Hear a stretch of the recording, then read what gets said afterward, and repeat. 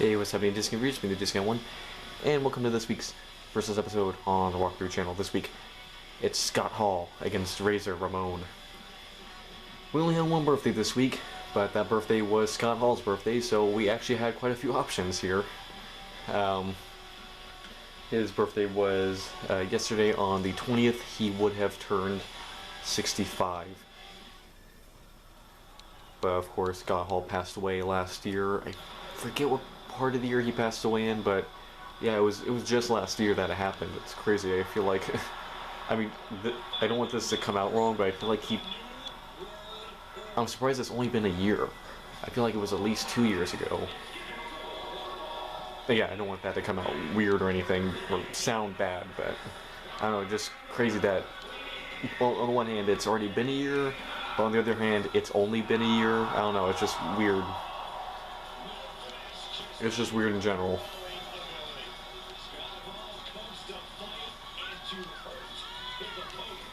But yeah, since that was the only birthday, that's really all I got to talk about before we get into Raw and SmackDown. Well, there is one more thing. Actually, there's a couple things. One is actually about this game, WWE 2K23. WWE actually announced a re-release of this game called the Bad Bunny Edition. So now you get Bad Bunny included with the game instead of him being a DLC. Which is weird, but okay. I mean, if you've already got the game, that doesn't really do you any good. It's also weird because normally around this time, WWE would be announcing the next game, or would have already announced it. Actually, for the last few years before this game, the new game would have already been out because they always release in like October or November. So normally 2K24 would have already been released by this point. But now they sort of the thing where now they actually release it at the beginning of the year, which I think makes more sense.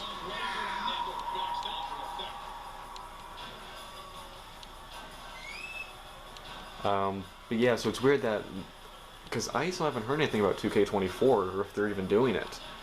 And again, if they're doing the same thing they did with this game and releasing it at the beginning of next year, I mean, I feel like it should have at least been announced by this point, or at least have a cover star.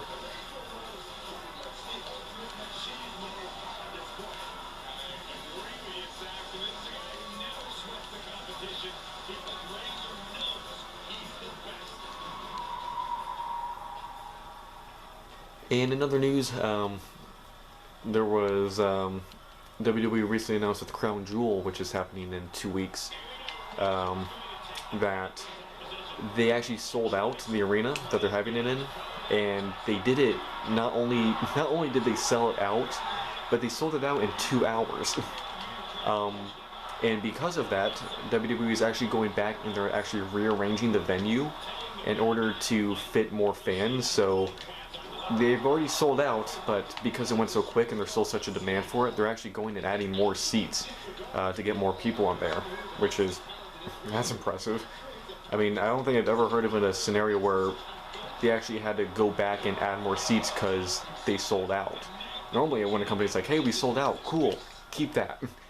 They don't want to go back and be like, hey, we sold out, we need more.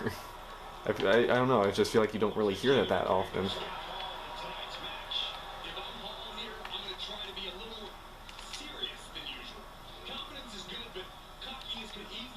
Ooh.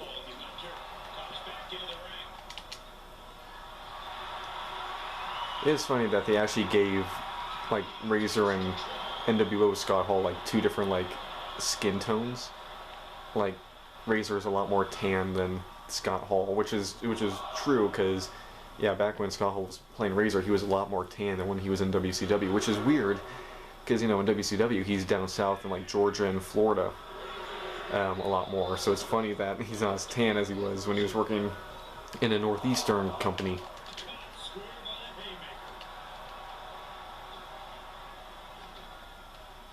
Ow. Oh no, you don't. So anyway, moving on to Raw. Shinsuke Nakamura beat Ricochet in a Falls Count Anywhere match. Piper Niven beat Natalya. Afterwards, Niven and Chelsea Green continued to beat down on Natty before Tegan Nox came out to make the save. Ludwig Kaiser beat Johnny Gargano, and what was a good match, but I don't know, it's still weird to me seeing Gargano lose so much, especially since they made such a big deal out of him returning not too long ago. But if they're also trying to push Kaiser as a single star, which it looks like that's what they're trying to do, based on not only him having a lot more singles matches, but also that weird male model video package they had from last week. I don't know, that was weird, but okay.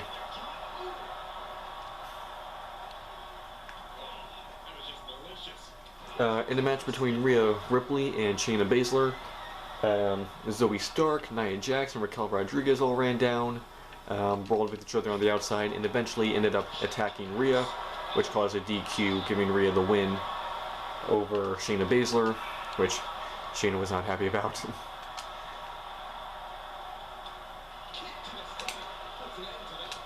Ow.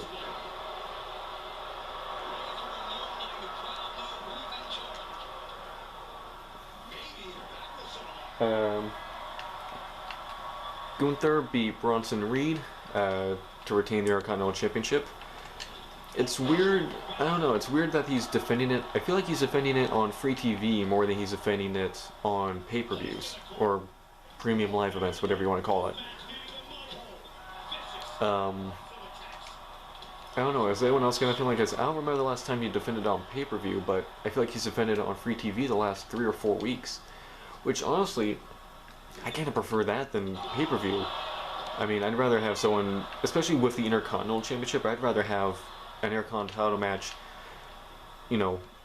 once a week instead of once a month. Like we get with, the world titles. I like having a title match basically guaranteed every week with the Intercontinental title. I like that.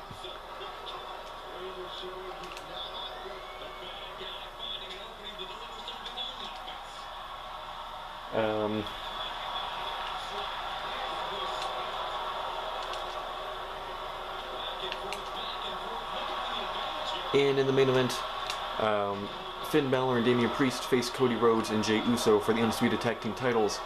At the end of the match, Jimmy Uso came out and attacked, I believe it was Cody, in order to give Finn Balor the opening to hit the coup de grace and win the match and the tag team titles for himself and Damian Priest, which I thought the title change at Fastlane was, a surprise, but yeah, I mean, they held the title for what, 2 weeks? If that? What was Fastlane? It was only a week ago? And already they've lost the titles to the people who they beat them for. So, what's the point? I mean, again, I get that you're trying to... There was that whole thing with Roman Reigns being like, hey, what are you going to do about Jay being champion and you not being champion? What are you going to do about it? And to Jimmy. And Jimmy's like, okay, I'm going to take the title off of Jay whatever way I can. But yeah, it's weird that, I mean, that's 2 title changes in what, 2 weeks? Just over? Or just less than 3 weeks? I don't know. I feel like that's kind of weird.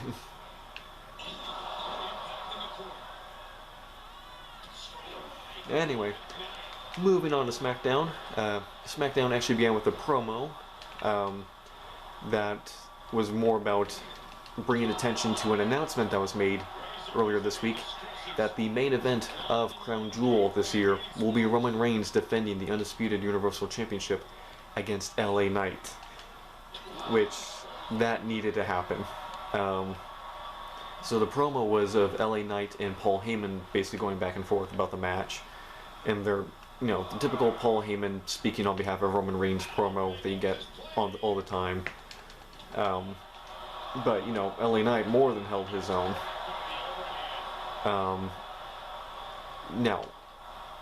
if you're an LA Knight fan, you're happy this match is just happening regardless. But my 2 cents is I kind of this LA Knight is probably one of the most over people in wrestling right now. Haha. Uno reverse card.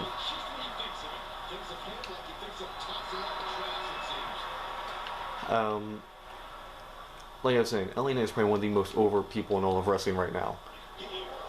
Any match he's in is going to get attention, and for it to be a world title match, I mean, that's something you main event a Big Four pay-per-view with. And we got Survivor Series right around the corner. It's next month.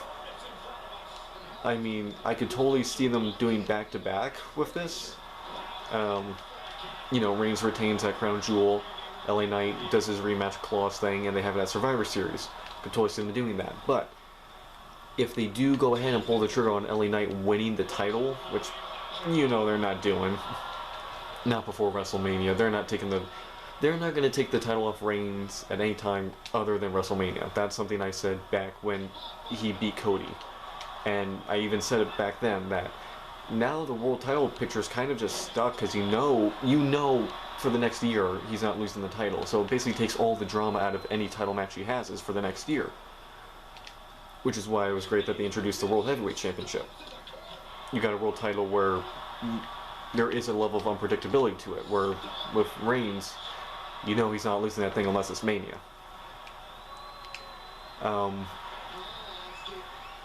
But I don't know, I feel like they should just save this match for a bigger pay-per-view than Crown Jewel.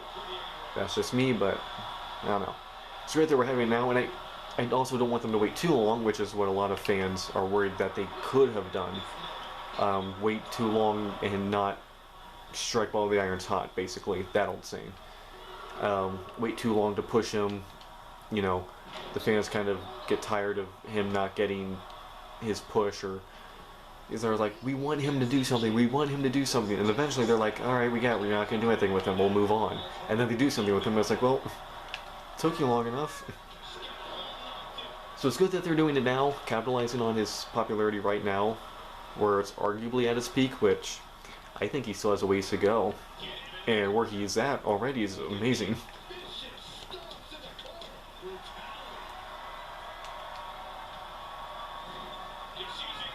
But, it would be cool to see this match at Survivor Series. I think could you imagine the Survivor Series crowd responding to LA Knight? I mean, that's a pop.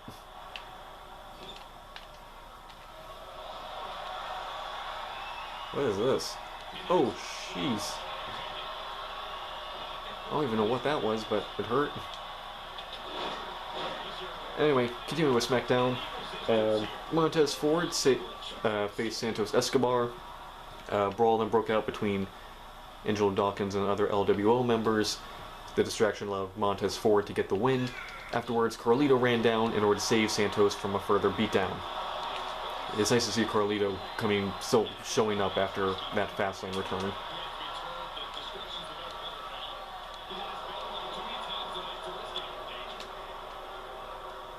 Oh, you know.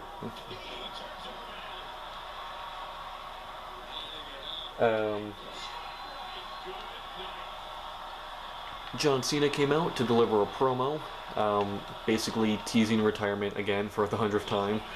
He's been doing that a lot this year, but this one, it felt different. And I think it felt different for a couple reasons. The one main one is that he actually started to get choked up a little bit at one point, and that was the moment where I kind of went, this might actually be something. Because he actually started to get a little emotional at one point. And I wasn't sure if it was because he was actually going to go and announce his retirement or announce something.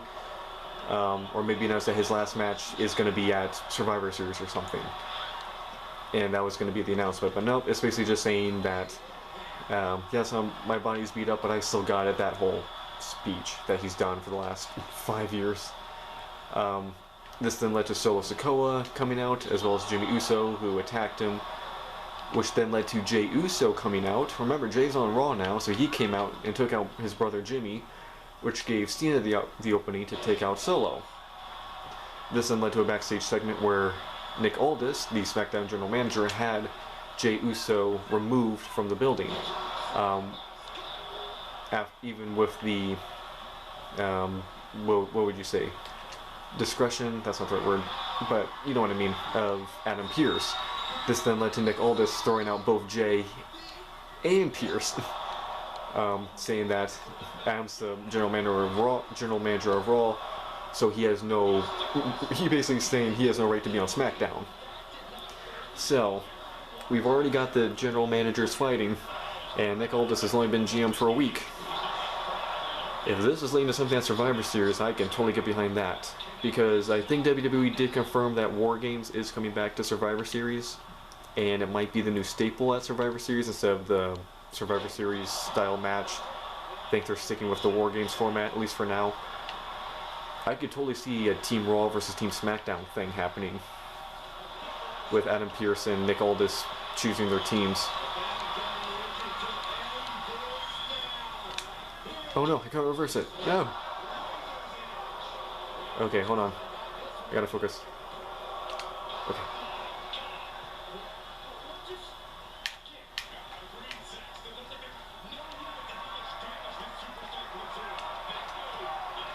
Hello. What are you doing? Get back here. Ow. I was trying to knock him off. Alright, I gotta focus now. Sorry, SmackDown. Ow. Anyway, moving on with SmackDown. Austin Theory and Grayson Waller beat Cameron Grimes and Dragon Lee in a tag team match, getting a pretty clean win. And in the main event, Io Sky faced Charlotte Flair for the WWE Women's title, even though, again, Charlotte just had a title shot against Io at Fastlane. She's getting another shot. After Bayley interfered with the match, basically robbing the title win away from Charlotte by putting Io's foot on the rope. Charlotte ran outside the ring to take out Bayley, and then came back in and speared Io Sky, who was holding the title in front of her, knocking Charlotte out, and then pinning Charlotte to retain the title. Afterwards, Damage Control started to beat up on Charlotte, which led to Bianca Belair coming out to take out Damage Control and make the save.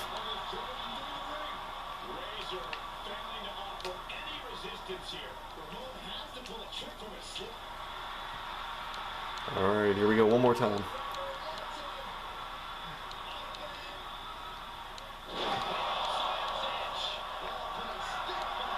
He's gonna get a rope break, isn't he? No? Cool.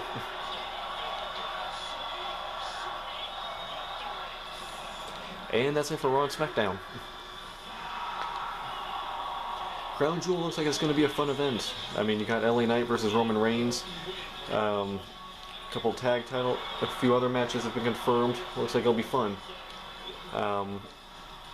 It'll be great to see Knight get his title shot as well. So yeah, that is it for me. Hope you guys enjoyed this video. Make sure to like, comment, and subscribe. I make new videos all the time. Stay tuned for next week's Versus, and next week where we continue our Batman Arkham Asylum walkthrough. Let me know in the comments below what you guys thought of this week's Raw and SmackDown. And yeah, hope you guys enjoyed. Guy01 and the bad guy, Scott Hall, signing out. Bye guys.